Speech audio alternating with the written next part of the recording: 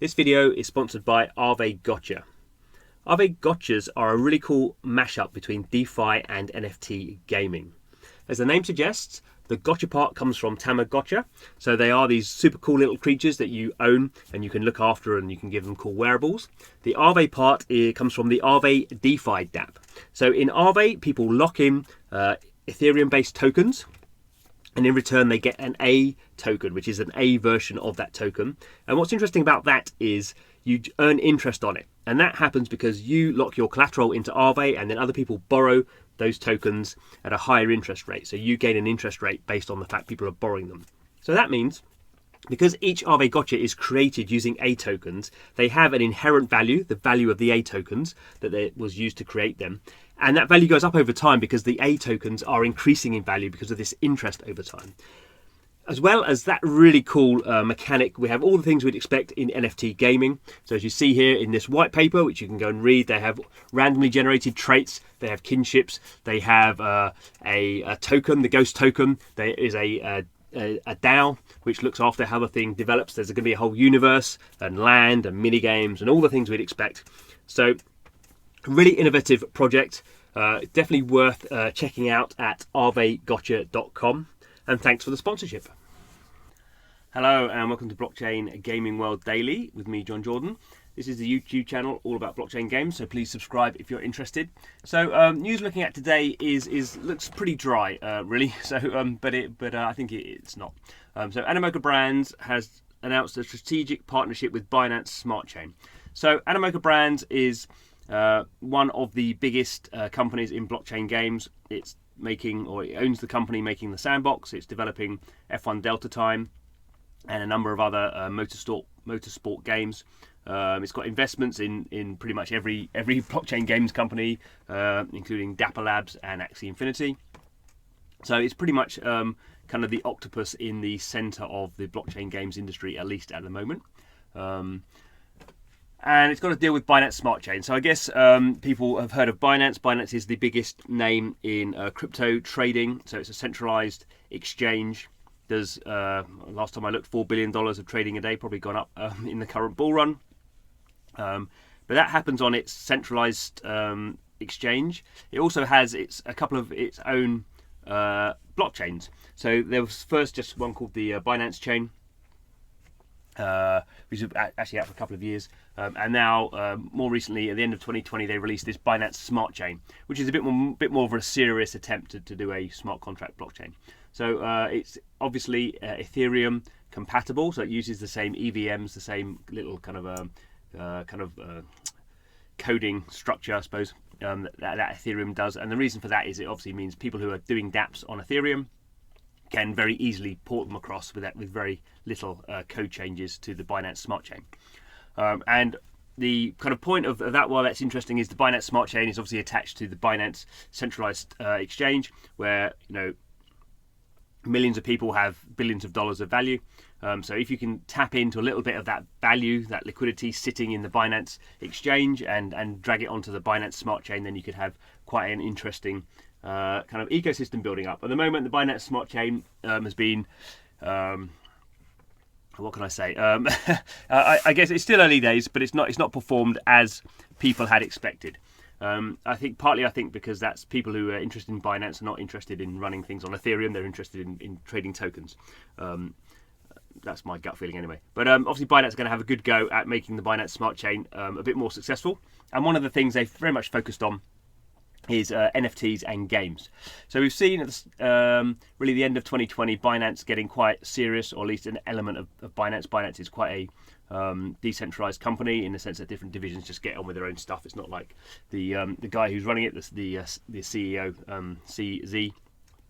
He's as far as I understand, doesn't kind of make all the decisions. He basically tells people to get on with it, sort of thing. So one part of Binance, at least, is interested in NFTs, and they've done deals. They've done deals with Axie Infinity, and they launched the AXS token, the Axie Shard token on Binance. I think called Binance Launchpad. So that they launched that token on that. They also launched Animoca Brands, the Sandbox. Their Sand token was launched on Binance Binance Launchpad as well. So there's already these kind of relationships. Binance, as we can see here, actually bought a whole bunch of land in the sandbox, so 4,012 land NFTs in the sandbox. Not really quite sure what it's going to do with those, but it says using them to engage with the community through social gaming experiences.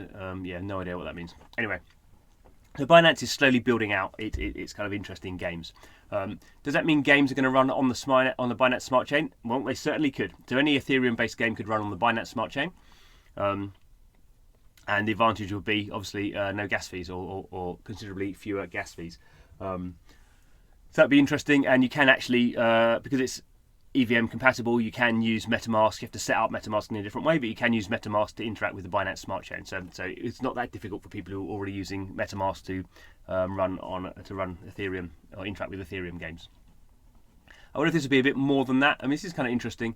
If we actually go through the wording, so Animoca Brands will expand its innovative tokenization of gaming assets using Binance Smart Chain. So it's not to say they wouldn't run games on the Binance Smart Chain, but they're not saying they're gonna run games on the Binance Smart Chain. They're gonna expand an innovative tokenization of gaming assets. So this to me is very much like Binance is not interested in games particularly; it's interested in finance, and NFTs, non-fungible tokens, have been a very interesting asset class for people who have a lot of value. So we've seen things like crypto art being sold for hundreds of thousands of dollars.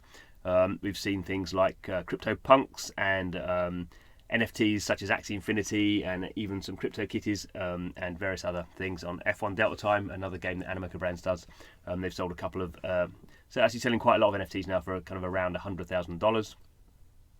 So we can kind of see that some of these big kind of collectors or these big kind of crypto whales are happy to be building up kind of portfolios of these high-end, very rare, normally unique NFTs. So Binance obviously wants a slice of that.